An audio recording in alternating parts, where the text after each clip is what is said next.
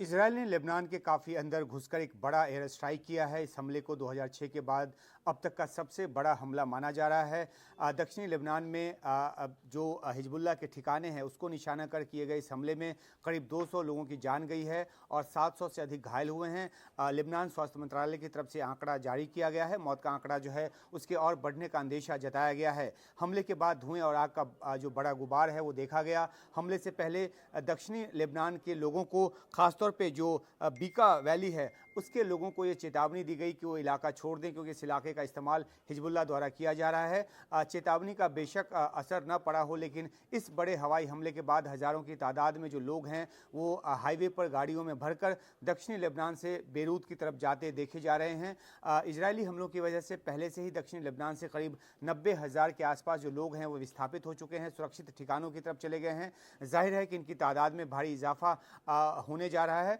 कहा यह भी जा रहा है कि दक्षिणी लेबनान में गाजा जैसी जो स्थिति है वो पैदा हो सकती है। इजरायली हमलों से यहाँ उसी तरह की तबाही और मानवीय त्रासदी की स्थिति बन सकती है। हालांकि इजरायली सेना लेबनान में घुसकर हमले करती है तो स्थिति और ज़्यादा भयावह होगी, लेकिन अभी इजरायल की तरफ से इसकी शुरुआत नहीं की गई है। तैयारी बेशक पूरे ज़ोर शोर पर है। इजरायल और हिजबुल्लाह के बीच जो है पिछले साल अक्टूबर में 7 अक्टूबर को जब हमास ने इजरायल पर हमला किया और उसके बाद इजरायल ने जवाबी कार्रवाई शुरू की, उसके बाद से ही हिजबुल्लाह जो है वो इजरायल को टारगेट कर हमले का लगातार सिलसिला चला रहा है। लेकिन ताज़ा हमले के बाद इजरायल और लेबनान के बीच पूरी तरह से युद्ध की स्थिति पैदा हो सकती है।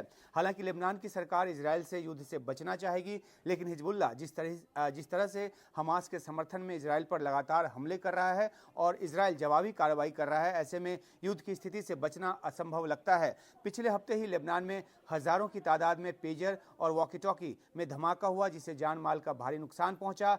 इसके पीछे इजरायल का हाथ बताया गया। हिजबुल्लाह बदला लेने के लिए रॉकेट से लगातार हमले कर रहा है। इजरायल के हमले में हिजबुल्लाह का एक और बड़ा कमांडर इब्राहिम अकील जो है वो 3-4 दिन पहले ही मारा गया है।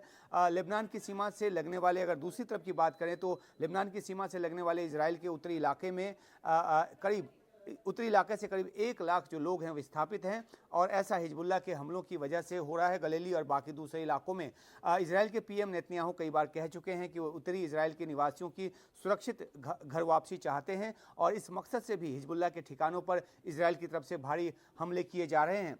ईरान की बैकिंग वाला हिजबुल्लाह जो है वो भी इजरायल पर बड़े हमले की ताक में है। इजरायल की मजबूत हवाई सुरक्षा प्रणाली के चलते हिजबुल्लाह का जो अधिकतर रॉकेट और दूसरे प्रोजेक्टाइल से जो हमले होते हैं वो नाकाम रहता है, लेकिन हिजबुल्लाह की हर संभव कोशिश है कि इजरायल को बड़ा नुकसान पहुंचाए और बदला ले, और युद्ध के भड़कने का जो खतरा जो है इस वजह से काफ़ी ज़्यादा बढ़ा हुआ है।